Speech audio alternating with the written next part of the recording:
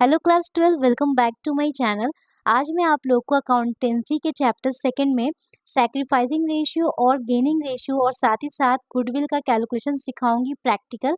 इसके पहले के वीडियो में मैंने आपको थ्योरी बता दिया था और आज हम लोग प्रैक्टिकल क्वेश्चंस को लगाएंगे। तो चलिए without wasting any time video को स्टार्ट करते, लेट्स गेट स्टार्टेड। आपकी स्क्रीन पे ये क्वेश्चन दिख रहा है। पहले इस क्वेश्चन को मैं समझा देती हूँ, देन इसको सॉल्व करूंगी। X and why were partners in a firm sharing profits in the ratio 5:3. With effect from 1st April 2023, they agreed to share equally. Calculate the individual partners' gain or sacrificing due to change in ratio. तो यहाँ पे देखिए दो partner थे ए और B. इनका पहले profit sharing ratio जो था वो 5:3 था। अब इन्होंने डिसाइड किया कि इनका जो न्यू रेशियो, इसको हम लोग बोलते हैं ओल्ड रेशियो, और इनका जो न्यू रेशियो है वो हो जाएगा इक्वली, मतलब वन हिस्सा इसको मिलेगा तो वन हिस्सा इसको मिलेगा। इसको हम लोग बोलते हैं न्यू रेशियो। और रेशियो चेंज होने की वजह से बताइए कौन सा पार्टनर गेन कर रहा है और कौन सा पार्टनर सैक्रिफाइस कर रहा है। तो हम लोग इसको देखेंगे। अगर हम लोग सैक्रिफाइसिंग रेशियो से निकालते हैं, आपको फॉर्मूला याद होना चाहिए। सैक्रिफाइसिंग का होता है ऑन, मतलब ओल्ड माइनस न्यू। और अगर हम गेनिंग से निकालते हैं तो गेनिंग का होता है नो पेन नो गेन, ये मैंने बताया था आपको। तो गेनिंग रेशियो का हो जाएगा एन माइनस ओ, मतलब न्यू से ओल्ड माइनस करेंगे तो आ जाएगा। तो कोई भी फॉर्मूला से लगाएंगे आपका आ जाएगा। अगर हम सैक्रिफाइसिंग रेशियो को निकालते हैं तो सैक्रिफाइसिंग में सबसे पहले लिखिएगा ए का ओल्ड, तो ए का निकालेंगे। ए यहाँ पे गेन कर रहा है कि सैक्रिफाइस, इसको देखते हैं। तो ए का ओल्ड रेशियो था 5 और डिनोमिनेटर को जोड़ के हम यहाँ पे लिख देंगे 8। और इसमें से हम माइनस करेंगे न्यू रेशियो, तो न्यू में ए का हिस्सा हो गया 1 और डिनोमिनेटर 2 हो जाएगा। इन दोनों का एलसीएम लेंगे तो 8 आ जाएगा। और यहाँ पे लिख देंगे 5 और यहाँ पे लिख देंगे हम लोग, यहाँ पे लिख देंगे 4। तो इसको माइनस करेंगे तो यहाँ पे आ जाएगा 1/8, मतलब कि ए यहाँ पे सैक्रिफाइस कर रहा 1/8। ऐसे देखिए आपको समझ में आएगा। पहले इसका हिस्सा 5 था, अब इसका न्यू हिस्सा 4 हो गया, विच मीन्स कि यहाँ पे ए सैक्रिफाइस कर रहा है। और बी का हम लोग चेक कर लेते हैं। तो बी का क्या हो जाएगा, इसका ओल्ड रेशियो हो जाएगा 3/8 और माइनस कर देंगे 1/2। जब इसका एलसीएम निकाल लेंगे तो आ जाएगा 8 और इसके ऊपर 3 लिख देंगे और यहाँ पे 4, तो ये 4 हो जाएगा। तो पहले इसको 3 हिस्सा मिल रहा था, अब इसको 4 मिल रहा है, तो इसका मतलब ये गेन कर रहा है। ठीक है, तो जहाँ पे -1 ये आ गया। तो अगर आप सैक्रिफाइसिंग रेशियो निकाल रहे हो और आंसर माइनस में आया तो इसका मतलब कि ये गेन कर रहा है। ध्यान दीजिएगा इस बात को। सैक्रिफाइसिंग निकाल रहे हो और यहाँ पे माइनस आ गया तो इसको हम लोग गेन बोलते हैं। और ये क्या कर रहा है, ये सैक्रिफाइस कर रहा है। ठीक है, अगर सेम इसी क्वेश्चन को हम लोग एक बार गेनिंग रेशियो से निकाल के देखते हैं तो कैसे हो जाएगा। इसमें क्या होता है, न्यू माइनस ओल्ड, तो न्यू कितना हो जाएगा 1:2। तो अगर ए का, इसको निकालते हैं हम लोग ए का, ये इसका न्यू रेशियो है और ये इसका ओल्ड रेशियो। अगर हम इसका देखेंगे एलसीएम लेंगे तो सेम यहाँ पे एलसीएम आ जाएगा 8 और इसको करेंगे 4 और 4 - 5। तो यहाँ पे देखिएगा ये न्यू है ना, क्योंकि हम लोग क्या लिखते हैं नो। तो न्यू रेशियो उसका 4 है और पहले उसका 5 था, मतलब पहले ज़्यादा था अब कम है। तो यहाँ पे -1 आ गया। तो यहाँ पे -1 आ गया तो ये इसका मतलब होगा सैक्रिफाइस। कंफ्यूज बिल्कुल नहीं होना है। जैसे अगर सैक्रिफाइसिंग निकाले थे माइनस में आया था तो वो गेन हो रहा था, सेम अगर गेनिंग रेशियो निकालेंगे माइनस में आएगा तो वो सैक्रिफाइस होगा। क्लियर है बात, ये सैक्रिफाइस होगा, ध्यान से समझिएगा इसको। और वहीं पे बी का हम निकालते हैं तो बी का न्यू रेशियो कितना 1/2 और ओल्ड कितना था इसका, ओल्ड था 3/8। तो इसको सॉल्व करेंगे, एलसीएम लेंगे यहाँ पे 8, 4/3। तो इसका न्यू है 4, मतलब अभी का जो है रिसेंट में उसको 4 मिल रहा है और पहले इसको 3 मिलता था, विच मीन्स कि ये गेन कर रहा है। तो पॉजिटिव में अगर आंसर आएगा, सैक्रिफाइसिंग में भी अगर पॉजिटिव आया तो वो सैक्रिफाइस कर रहा है और गेनिंग में पॉजिटिव आया तो वो गेन कर रहा है। लेकिन जब ऑपोजिट आता है, नेगेटिव आता है, तो हम वहाँ पे उसको ऑपोजिट बोलते हैं। अगर सैक्रिफाइसिंग में माइनस आ रहा है तो गेन हो रहा है और गेनिंग में माइनस आ रहा है तो सैक्रिफाइस हो रहा है। तो इस बात को बिल्कुल भी मत भूलिएगा, इस चीज़ को ध्यान दीजिएगा। तो इस तरीके से हम लोग जब भी एग्जिस्टिंग पार्टनर अपने में प्रॉफिट शेयरिंग रेशियो चेंज करना चाहते हैं तो उनका क्या, कौन सैक्रिफाइस करेगा कौन गेन करेगा, हम लोग इस तरीके से बता सकते हैं। अभी मैं आपको होमवर्क दे रही हूँ, इसका आप आंसर कमेंट सेक्शन में बताइएगा। नेक्स्ट टॉपिक की तरफ मूव ऑन करते हैं हम लोग, कैलकुलेशन ऑफ गुडविल। गुडविल का हम लोगों ने कल दो मेथड पढ़ा था, एक एवरेज प्रॉफिट मेथड और एक हम लोगों ने पढ़ा सुपर प्रॉफिट मेथड। तो गुडविल का कैलकुलेशन करने के पहले कुछ एडजस्टमेंट्स होते हैं, उनको समझ लीजिए, फिर एडजस्टमेंट को हम एडजस्ट करके क्वेश्चन को सॉल्व करेंगे। तो यहाँ पे आपको बता देते हैं, देखिए प्रॉफिट जो होता है, सिंपल सा बात है, प्रॉफिट कंपनी को दो तरीके से होता है, एक होता है नॉर्मल प्रॉफिट और एक होता है एबनॉर्मल प्रॉफिट।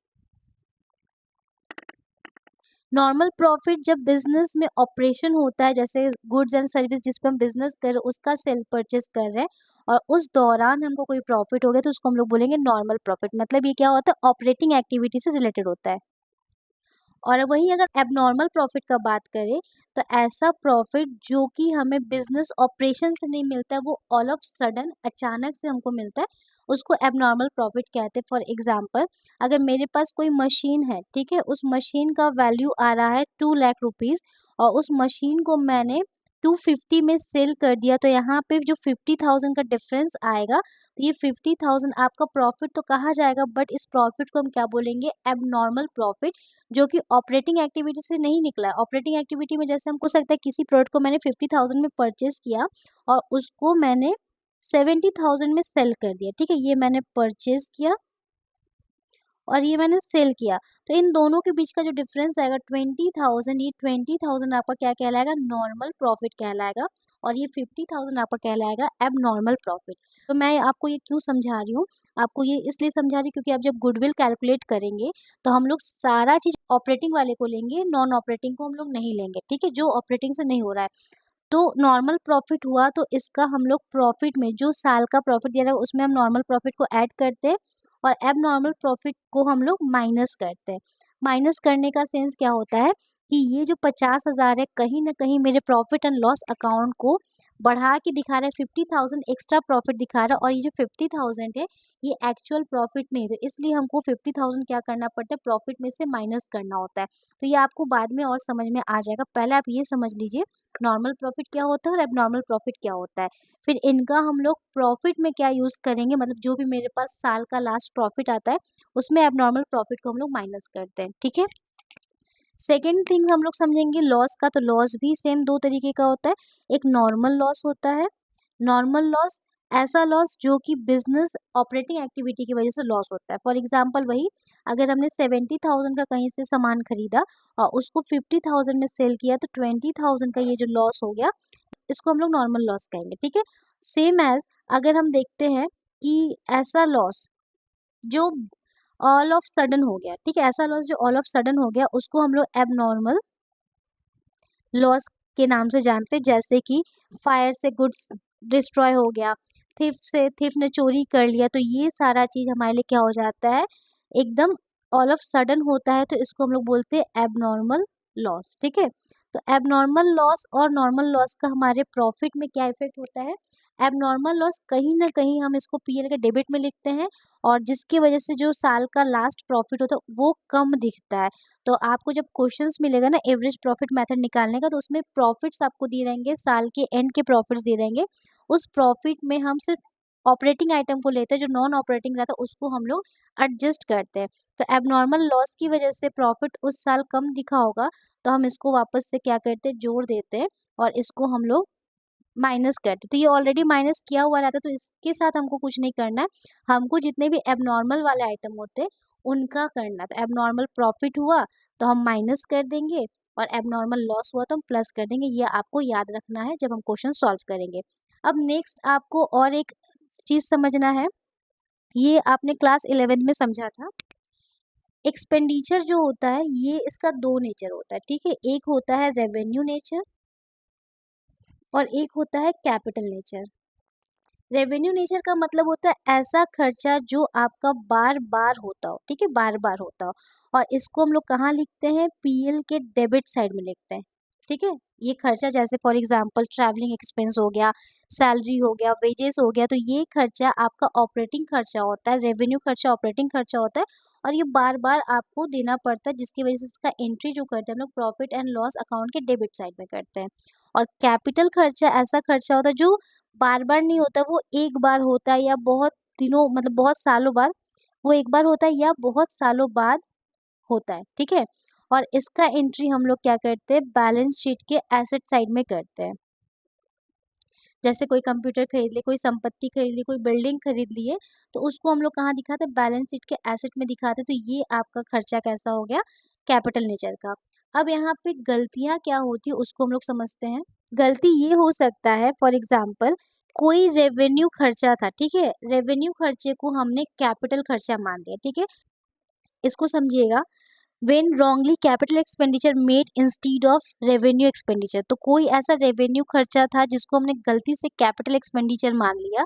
फॉर एग्जांपल के लिए हम लोग बात कर सकते हैं कि जैसे रिपेयर, हम किसी मशीन का रिपेयर करवा रहे हैं और रिपेयर कैसा होता है, रिपेयर एक्सपेंडिचर होता है, वो रेवेन्यू का होता है।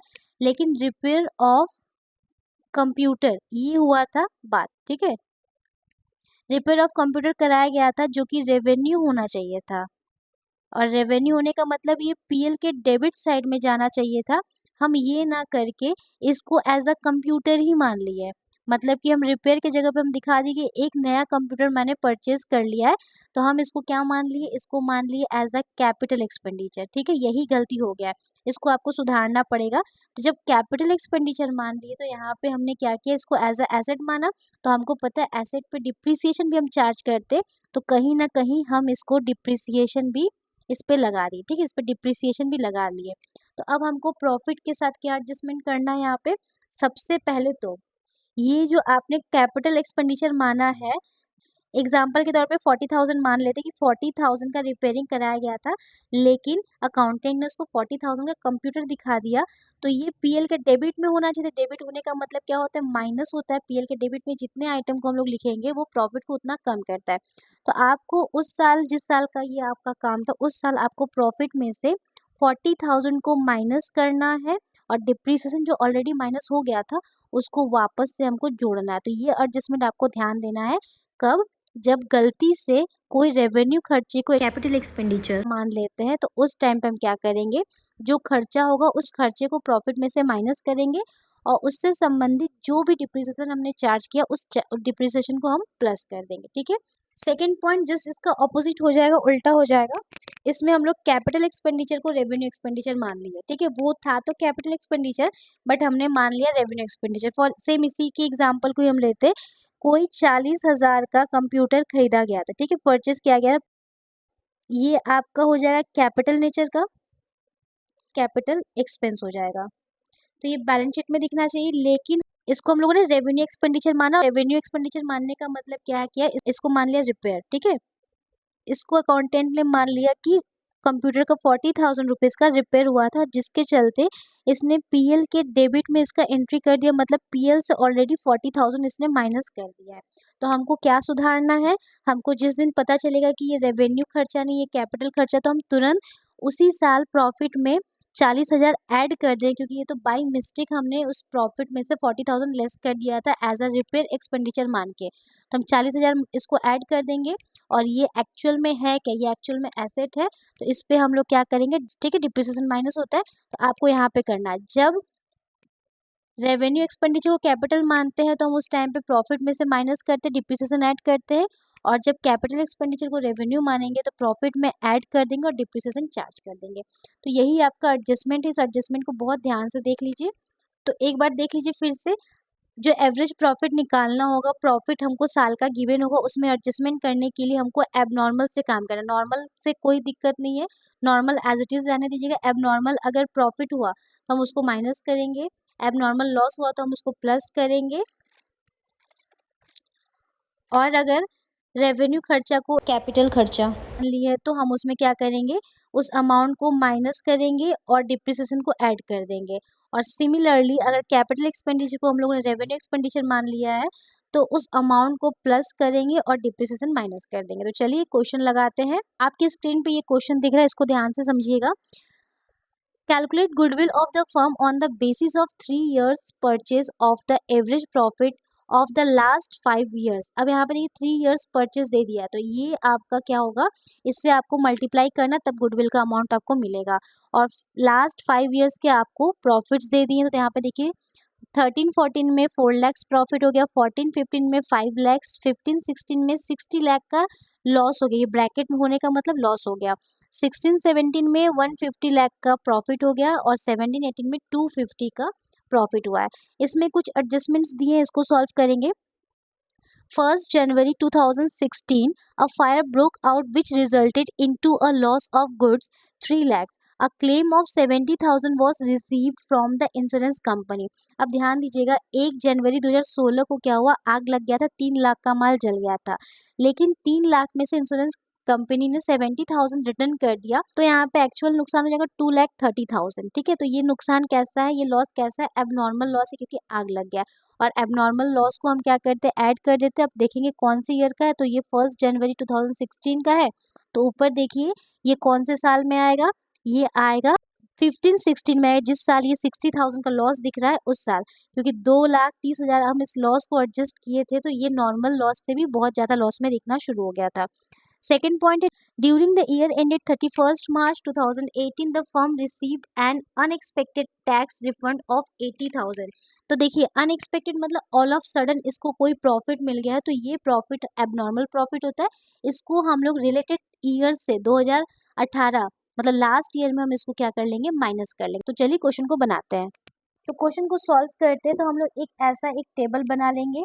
टेबल बनाने से ना आप हर साल के प्रॉफिट को अच्छे से कैलकुलेट कर लेंगे। ठीक है, तो इसको हम लोग लिखेंगे कैलकुलेशन ऑफ एडजस्टेड प्रॉफिट, क्योंकि जो भी प्रॉफिट गिवन है क्वेश्चन में आपके, वो उसमें कुछ ना कुछ एडजस्टमेंट करना है। तो सबसे पहले हम लोग यहाँ पे लिख लेंगे प्रॉफिट्स। तो प्रॉफिट्स क्वेश्चन में देखिए आपको दिख रहा है, फर्स्ट ईयर में 4 लाख था, सेकेंड ईयर में 5 लाख, फिर थर्ड ईयर में 60,000 का लॉस था, फिर 1,50,000 और लास्ट इसका था 2,50,000। ठीक है, अब यहाँ पे एडजस्टमेंट करेंगे, तो पहले तो एबनॉर्मल लॉस था, तो हम लिखेंगे क्वेश्चन में। आप देखिए फिर से क्वेश्चन आपके स्क्रीन में दिख रहा है कि 1 जनवरी को आग लग गया था 3 लाख के सामान में, जिसमें 70,000 क्लेम मिल गया था। तो 1 जनवरी कहाँ पे दिखेगा, वो 15-16 ईयर्स में आपको दिखेगा। तो हम यहाँ पे लिखेंगे एड एबनॉर्मल लॉस, तो यहाँ पे लिख देंगे 2,30,000 बिकॉज 70,000 तो हमको मिल गया था।